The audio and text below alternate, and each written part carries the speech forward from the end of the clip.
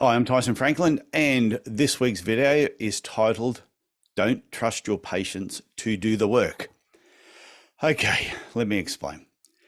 I know a lot of new and recent graduates, and there's a lot of podiatrists in general, that when a patient comes in, they have a particular problem and they're going to give them a list of instructions or things to do at home.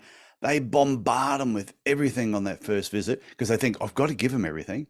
And they don't realize they create overwhelm with the patient. I think a perfect analogy of this is think about when you're at university and you became a podiatrist.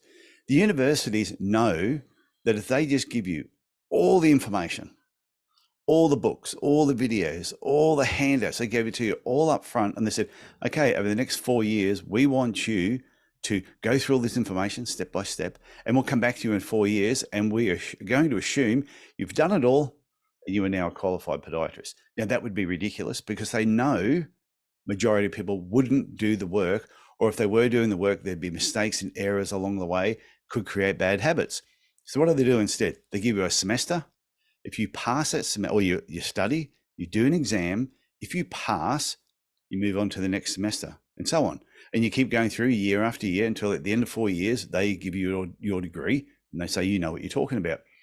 It's exactly the same with your patients. You might have all this information that you want to give the patients, which is great, but you need to give them a little bit at a time, get them to come back, almost like giving them an exam. They pass that exam, you give them the next lot of information, and so on, until you slowly give them all the information, all the instructions, everything they need to achieve the results that you're after.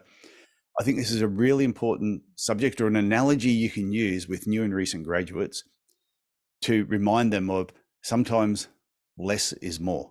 Give the patients a little bit, just like the university gives you a little bit at the beginning. When you build your confidence up with that, they give you more, and it gets harder and harder as time goes on. Do the same thing with your patients. Give them a little bit, and then you can make things more difficult as time goes on. If you can get your new and recent graduates understanding this concept, you'll find they will enjoy the process more. Because sometimes I've heard people say, oh, I want to get the patients back, but I don't know what to get them back for. I've already given them everything. If you've given them everything on that first visit, then more than likely they're not going to follow the instructions, and you're not going to get the results you want. And that will reflect on you as a podiatrist and also on the business as a whole. So slow down a little bit, give them less. Less is more, and give them the information step by step over a period of time. I hope you get something from that. If you're enjoying these videos, please, you can always email me, tf@tysonfranklin.com. And if you're really loving the videos, please hit the subscribe button. Tell your podiatry friends if you have some. If you don't have any podiatry friends, just keep coming back and watch your videos all by yourself. Okay, that's it for me this week, and I'll have another video for you next week. Bye.